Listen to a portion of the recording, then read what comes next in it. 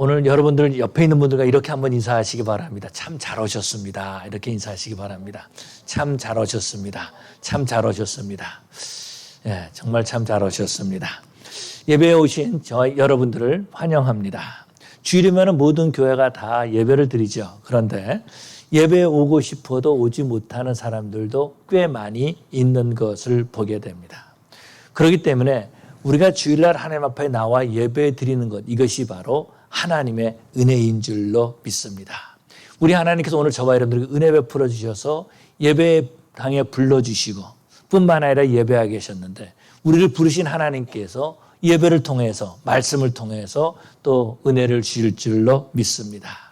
오늘 본문에서 보니까 예수님께서 산에 내려오실 때를 말씀하고 있습니다. 그러니까 예수님께서 변화산에서 변화하셨잖아요. 그러고 난 다음에 제자들에게 내려오시는 겁니다. 내려오다 보니까 거기 남아있는 제자들이 거기 있는 서기관들과 서로 이야기를 하고 있는 겁니다. 그래서 예수님께서 말씀하시는 거죠. 너희가 무엇을 변론하느냐 이렇게 물어보십니다.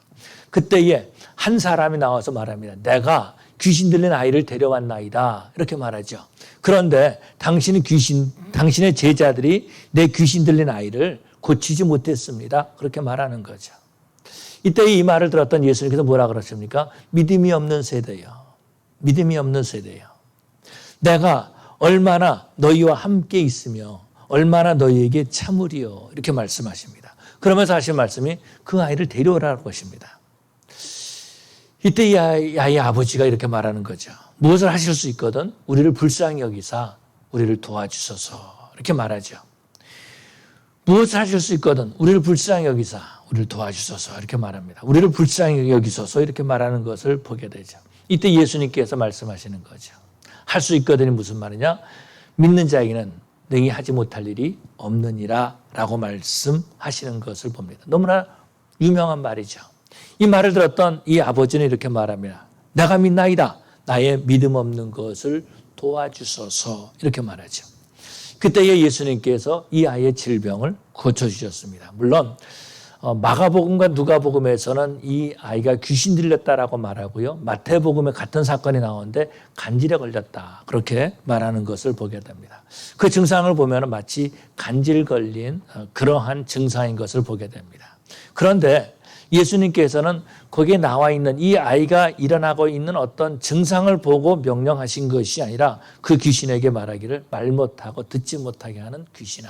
그러면서 그 아이를 고쳐주신 것을 보게 되죠. 이때 제자들은 이런 질문을 하는 거예요. 왜 우리는 하지 못했을까? 왜 우리는 하지 못할? 3년 동안이나 우리가 예수님을 따라다녔는데 왜 우리는 그렇게 하지 못했을까라는 생각을 갖는 거죠. 여기서 보면 제자들의 무능함이 드러난 것을 볼 수 있습니다. 3년 동안 예수님을 따라다녔지만 거기에 무능함이 드러났다라는 것입니다. 학교에서 이제 공부를 하고 난 다음에 시험을 봅니다. 시험을 보면은요, 그동안에 공부를 했는지 안 했는지 그 결과가 시험을 통해서 드러나는 거죠. 이 제자들도 3년 동안 예수님을 따라다녔습니다. 그런데 그들은 무능함이 드러났다라는 거예요. 그들의 실체가 드러났다라는 겁니다. 이때 예수님께서 말씀하시는 거죠. 믿음이 없는 세대요. 이렇게 말씀하십니다. 예수님께서는 제자들의 실체를 정의하고 있는 거죠. 뭐라 그럽니까? 믿음이 없다라고 말씀하고 있다라는 것입니다. 예수님이 하는 일을 하지 못하는 거죠. 믿음이 없기 때문에 예수님을 그렇게 따라다녔지만 믿음이 없기 때문에 예수님의 일을 하지 못하는 겁니다. 하나님의 일을 하지 못한다라는 거죠. 믿음이 없기 때문에 오히려 사람들에게 모욕을 당하는 것입니다. 무능함을 드러났다라는 것입니다. 이랬을 때 그런 생각을 갖는 거죠. 예수님을 따라다니는 것이 무슨 의미가 있을까라는 거죠. 자기 상실이다라는 것입니다.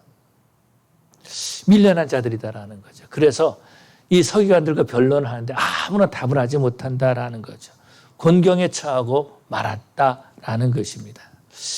이랬을 때에 우리는 어떻게 되는가라는 것입니다. 이랬을 때 우리는 어떤가? 우리는 수년 동안 예수님을 따라 믿는다 그러고 수년 동안 교회를 나왔습니다. 예배를 드렸습니다.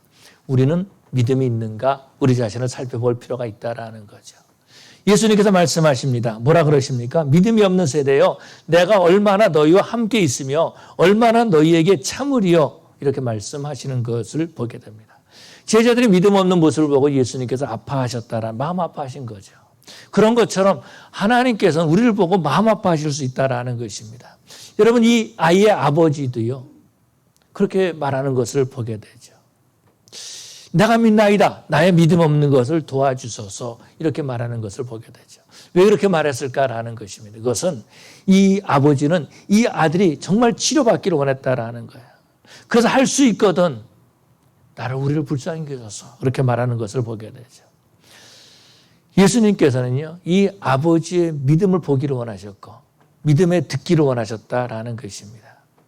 그래서 이 아버지는 이 예수님께 말하는 것, 내가 믿나이다. 나의 믿음 없는 것을 도와주소서라고 말합니다.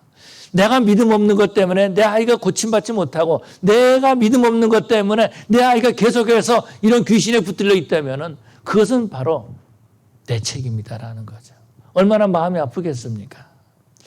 우리 예수님은요, 우리에게 믿음을 주시는 하나님이신 줄로 믿습니다. 그래서 말씀하시는 거죠. 19절에 믿음이 없는 세대요, 내가 얼마나 너희와 함께 있으며 얼마나 너희에게 참으리요 라고 말씀하신 거죠. 예수님께서 함께 계심으로써 우리에게 믿음을 주신다라는 거죠. 이 땅에 계신 것은요, 우리에게 믿음을 주기 위함이다라는 것입니다. 예수님과 함께 있다라고 하는 것은 우리가 믿음이 있다라는, 우리에게 믿음이 날마다 성장하게 된다라는 것입니다. 그런데 예수님께서 누구와 함께 있었습니까? 이 세대라고 말해주고 있지만 사실은 그 제자들과 함께 있었다라는 거죠. 그래서 그 제자들의 믿음을 주기를 원하신다라는 것입니다. 예수님이 이 땅에 사역하실 때 수많은 병자들을 고쳐주셨습니다. 물을 포도주로 만드셨습니다. 하나님의 능력을 보여주셨다라는 거죠. 하나님께는 불가능이 없음을 보여주셨다라는 것입니다. 예수님과 함께 있으면서 이 모든 것들을 다 보아왔습니다. 오병이의 기적도 보았고요. 또 바람과 바다를 잔잔하게 하는 것도 다 보았습니다. 그럼 함께 계시면서 하나님의 역사하심을 보여주었다라는 것입니다. 믿음을 심어주기 위함이다라는 거죠. 제자들과 함께 있으면서 예수님께서 말씀하셨죠. 그리고 오늘 본문에서 말씀하십니다. 할 수 있거든요. 무슨 말이냐? 믿는 자에게는 능히 하지 못할 일이 없느니라 라고 말씀하십니다. 믿지 못하고 의심하고 있는 이 아버지의 그 고백을 바꿔주는 그런 모습들을 보게 되죠. 그러면서 이 아버지의 믿음의 고백을 듣습니다. 내가 믿나이다. 나의 믿음 없는 것을 도와주소서 한다라는 거죠. 여기 이 아버지가 나의 믿음 없는 것을 도와주소서 이렇게 말하는 것을 보게 됩니다. 우리의 믿음은요, 도움이 필요한 믿음이다라는 거죠. 내가 스스로 믿음을 가질 수 있는 것이 아니다라는 거예요. 많은 사람들이 할 수 있거든 무슨 말이냐? 믿는 자에게는 능치 못할 일이 없느니라. 능히 하지 못할 일이 없느니라. 이 말씀을 가지고 마치 포지티브 띵킹처럼 그렇게 생각하는 사람들이 많이 있었습니다. 그것과는 다르다라는 거죠. 내가 긍정적인 생각을 갖는다 그래서 나에게 믿음이 있는 것이 아니다라는 겁니다. 우리가 믿음이 있으면요, 긍정적인 생각을 할 수 있습니다. 그러나 긍정적인 생각을 한다 그래서 내가 믿음을 갖는 것은 아니다라는 겁니다. 이 믿음은 하나님이 주시는 것이다라는 거예요. 하나님의 능력을 믿는 것이고 하나님의 약속을 믿는 것이고 하나님의 말씀을 믿는 것이다라는 것입니다. 하나님을 믿는 사람은 어떤 사람이냐? 의심을 이기는 사람들인 줄로 믿습니다. 우리가 항상 믿는다라고 말할 때 믿음과 항상 따라오는 것이 있는데 그것이 어떤 건지 의심이다라는 거죠. 그런데 무엇이 이기느냐? 믿음이 이기느냐? 의심이 이기느냐라는 것입니다. 의심 가운데 붙들려 있으면요, 정상적인 삶을 살지 못합니다. 부부 사이에서도 의심하게 되면은요, 정상적인 가정을 이루지 못한다라는 것입니다. 그래서 그런 증상이 있죠. 뭐라 그러죠? 의부증, 또 하여튼 뭐 그런 증상들이 나타나는 것을 보게 돼요. 그러면은 가정이 무너진다라는 거죠. 하나님 앞에 나와서도 의심을 하게 되면은 그 신앙을 잃어버리고 만다라는 것입니다. 그렇지만은 의심을 이기게 되면 어떻게 됩니까? 믿음을 가지게 되는 것이고 하나님을 바라보게 되는 줄로 믿습니다. 그래서 오늘 본문을 통해서 우리가 몇 가지 생각해 보기를 원하는데 한 세 가지를 생각해 보기를 원합니다. 첫 번째는 어떤 것이면 귀신은 나이를 따지지 않는다라는 것입니다. 예수님께서 이 아이를 데려오라 그렇게 말합니다. 그랬을 때에 이 아이가 예수님을 보고 경련을 일으킵니다. 거품을 막 몇 푼 그 쓰러져가지고 막 그런다라는 거죠. 이때 예수님 물어보시는 거죠. 언제부터 이렇게 되었느냐? 이렇게 물어보십니다. 이때에 이 아버지가 말하는 거죠. 어릴 때부터니이다.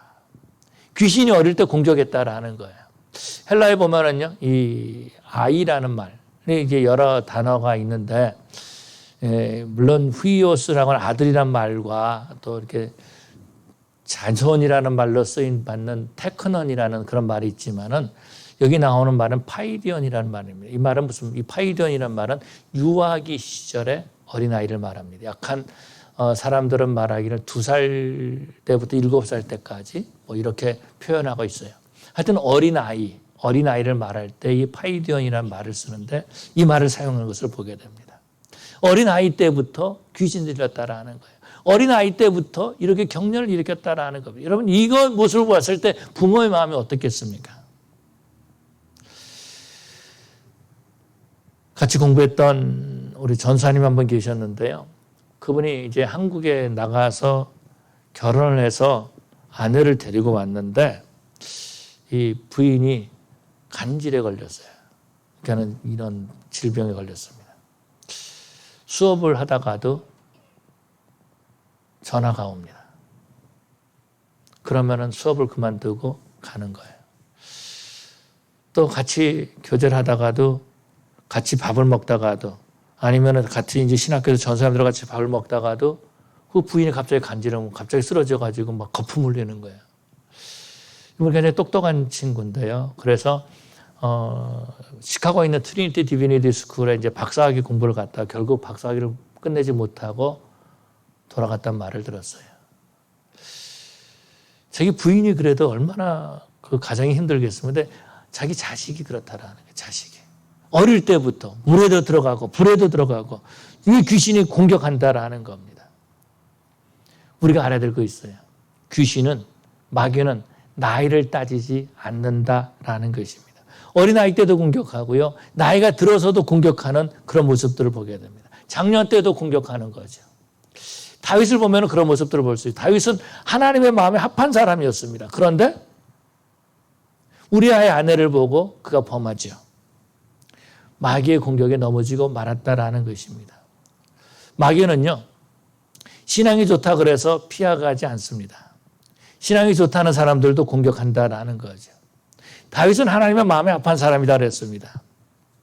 오늘 본문에 보니까 이 아이는요, 어릴 때부터 귀신이 이 아이를 무너뜨렸다라는 거죠. 그 삶을 무너뜨렸다라는 것입니다. 제대로 된 삶을 살지 못했다라는 거예요.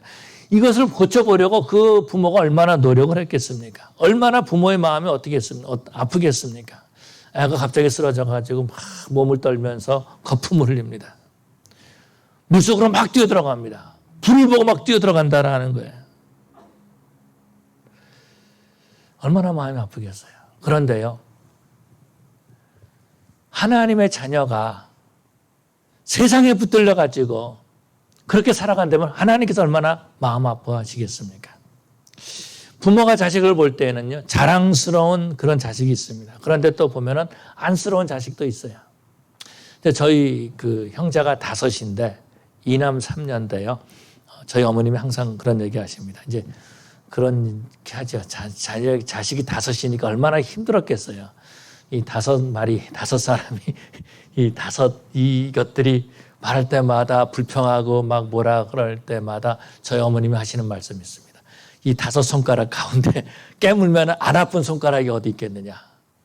다 사랑하는 자식들이다라는 말이죠.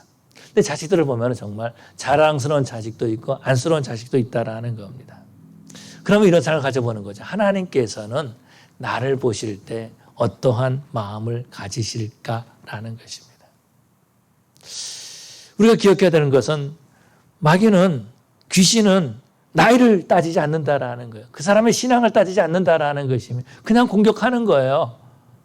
그냥 공격하는 거예요. 그래서 우리는 어떻게 됩니까? 나를 위해서도 기도할 뿐만 아니라 자녀를 위해서도 기도해야 된다라는 거죠. 교회를 위해서도 기도해야 된다라는 겁니다. 감사한 것은, 놀라운 것은 내일부터 자녀를 위한 특별 새벽 기도회가 있다라는 거예요. 자녀를 위해서 눈물로 기도하는 그 성도가 바로 복받은 성도들인 줄로 믿습니다. 기도하면서 눈물 흘리는 것, 여러분, 이것이 바로 복이다라는 거야. 기도하지 않았는데 눈물을 흘린다? 여러분, 이것처럼 슬프고 어려운 일이 어디 있겠습니까?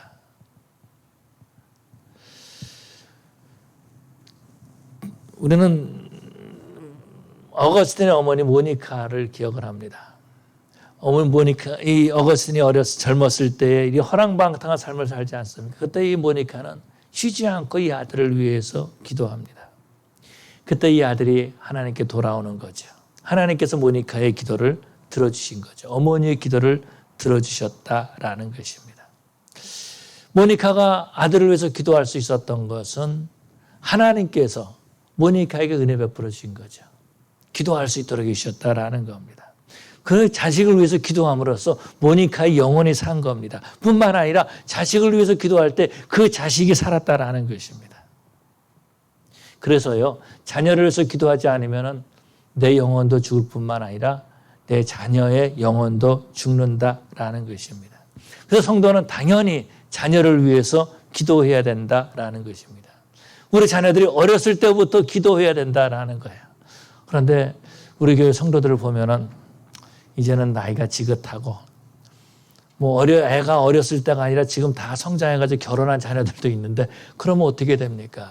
이런 질문을 하게 된다라는 거죠.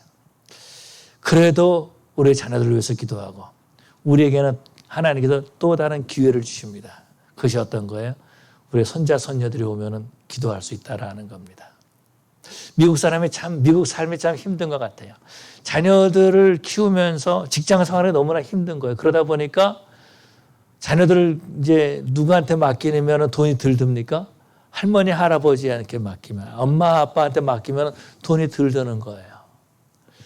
그런데 그때가 어느 때입니까? 우리 손자, 손녀를 위해서 기도할 수 있는 하나님께 주신 기회인 줄로 믿습니다.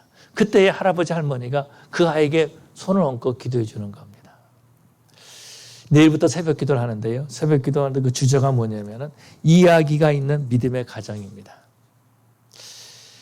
내가 비록 내 자식, 내 아들에게, 내 딸들에게는 이야기를 하지 못했다 할지라도 손녀, 손자들에게는 이야기를 해주는 어떤 이야기?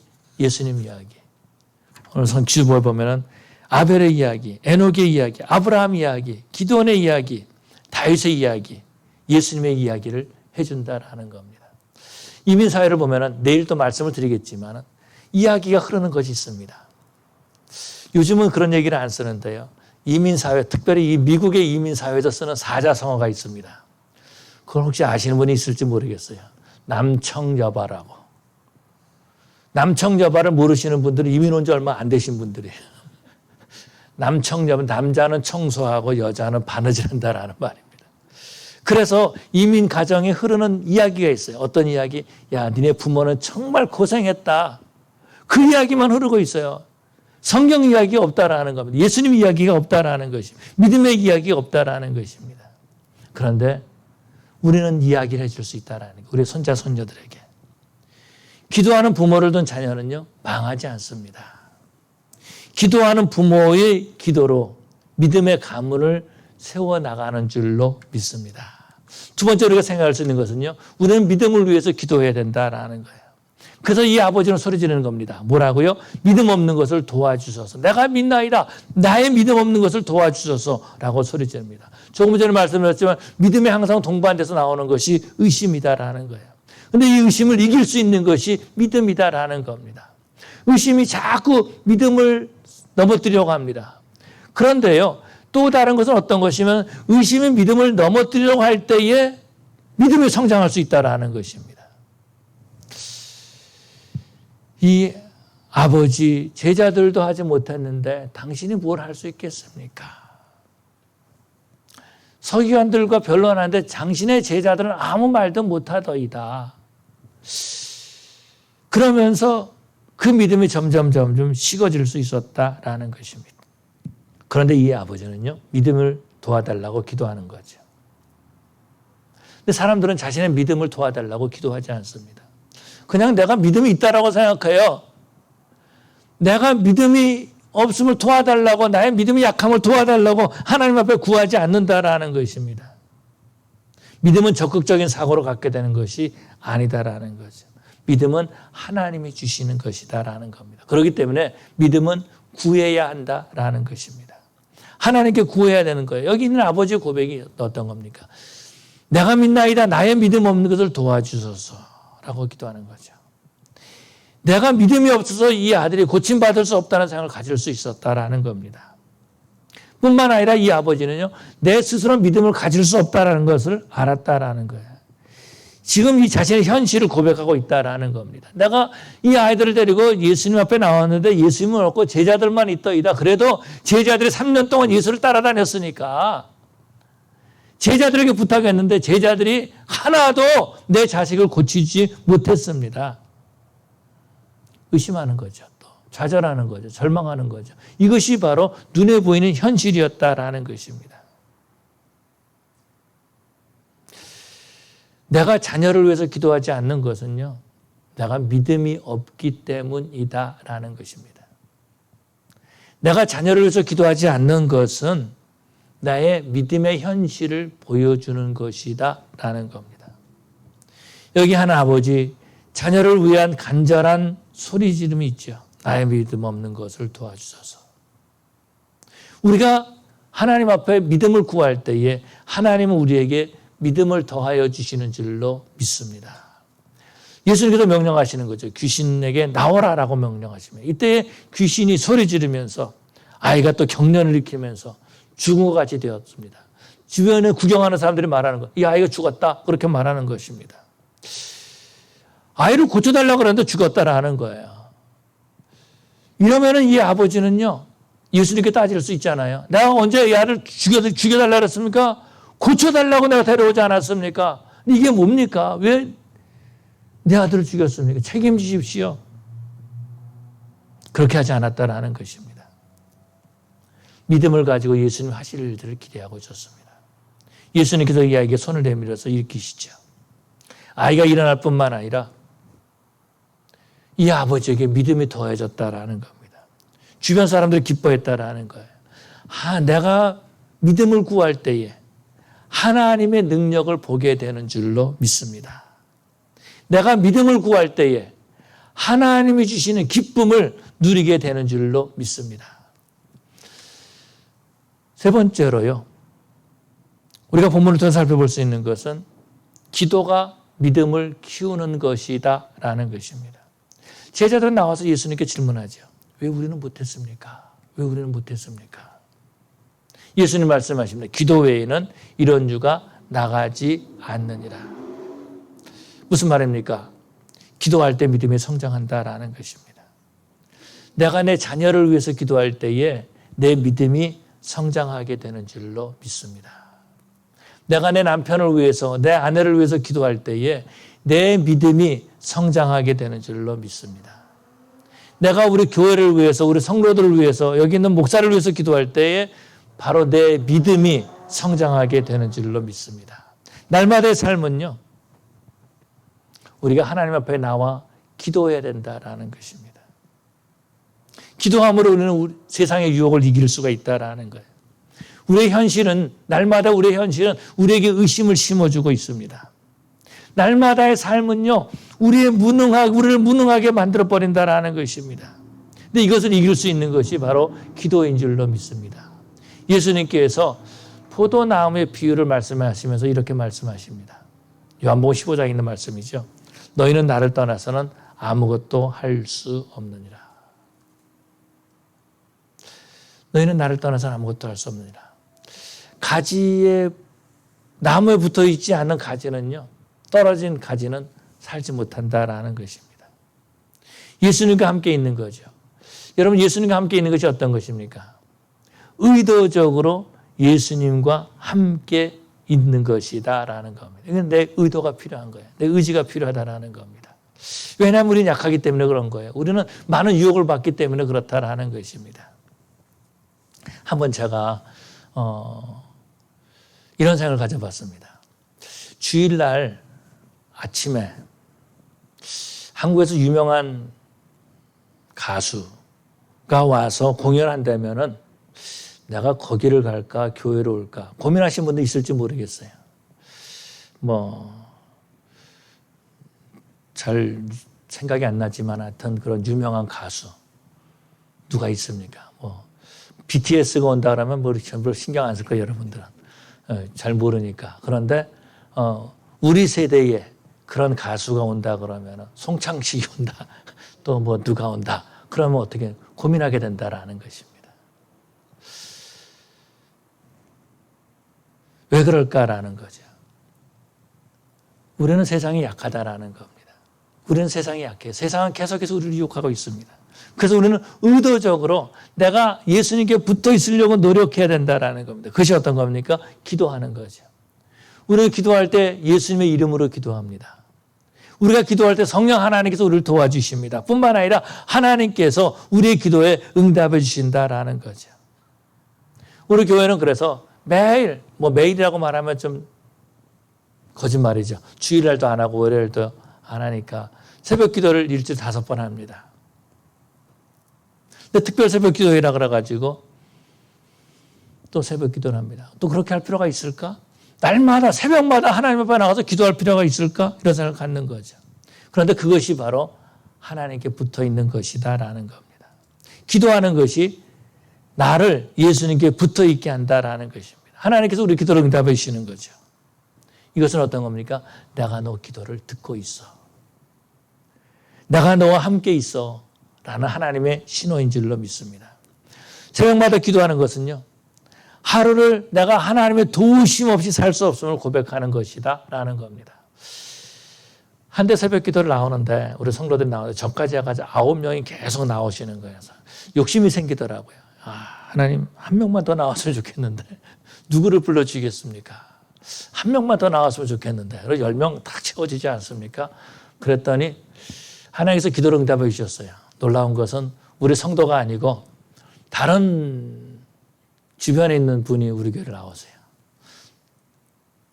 또 목사님도 또 나오시고 하나님께서는 우리의 기도를 들어주시면서 내가 너 기도를 듣고 있어. 내가 너와 함께 있어. 라는 것을 우리에게 가르쳐 주신다라는 거죠. 하나님은 우리에게 기도를 도와주기를 원하십니다. 하나님은 우리의 문제를 해결해 주기를 원하십니다.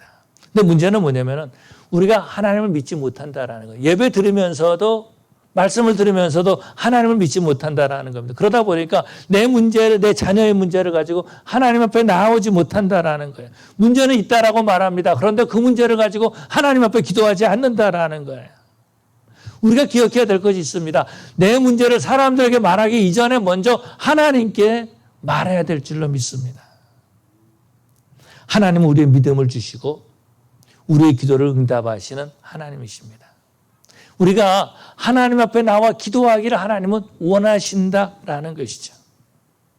하나님은 우리의 기도를 들으시고요. 응답하시는 하나님이십니다. 근데 문제는 뭐예요? 하나님 앞에 나오지 않는다라는 거죠. 예수님이 산에서 내려올 때에 이 아이의 아버지가 예수님 앞에 막 달려갔습니다. 무엇을 변호하느냐라고 했을 때에 이 아버지가 말하는 거예요. 이 아버지가 말하는 거. 당신의 제자들은 할 수 없습니다. 만약에 당신이 할 수 있다면 우리를 불쌍히 여겨주십시오. 라는 거 아닙니까? 기도하지 않는다라는 거예요. 하나님 앞에 나가지 않는다라는 것입니다. 예수님이 내 산에서 내려옴에도 불구하고 모른 척하고 구경하고 있지 않았다라는 겁니다. 오늘날 문제는 뭐냐면 문제가 있는데 하나님 앞에 나오지 않는다라는 거, 기도하지 않는다라는 겁니다. 기도하지 않는 건 그냥 교만이죠. 이것은 내 문제는 내가 해결합니다. 라는 겁니다. 우리 문제를 우리가 해결할 수 있나요? 예수님 말씀하신 너희는 나를 떠나서 너희가 아무것도 할 수 없느니라 라고 말씀하십니다. 열매 맺지 못한다라는 거예요. 그런데 우리가 기도할 때에 귀신이 떠나가게 되고 하나님의 능력이 나타나게 된 줄로 믿습니다. 우리는 하나님께 믿음을 달라고 도와달라고 기도해야 될 줄로 믿습니다. 여기 있는 아버지 내가 믿나이다. 나의 믿음 없는 것을 도와주소서 라고 했을 때에 그 아이는 고침받았습니다. 귀신에서 나왔다라는 거예요. 기도할 때 하나님이 도와주신다라는 겁니다. 기도할 때 하나님의 일을 보게 되는 줄로 믿습니다. 세상의 권력이 아니라 하나님의 능력으로 이 땅을 살아가게 되는 줄로 믿습니다. 우리가 사업체를 위해서 기도할 때에 그 사업체를 통해서 하나님께 영광 돌릴 수 있습니다. 우리가 자녀를 위해서 기도할 때에 그 자녀들이 형통하게 되고 자녀들을 위해서 기도할 때에 우리의 영성이 회복되는 줄로 믿습니다. 자녀를 위해서 기도함으로 나의 영성이 회복될 뿐만 아니라 믿음의 가문을 일으키실 수 있는 그러한 저와 여러분 되시기를 간절히 축원합니다. 우리 기도하시겠습니다.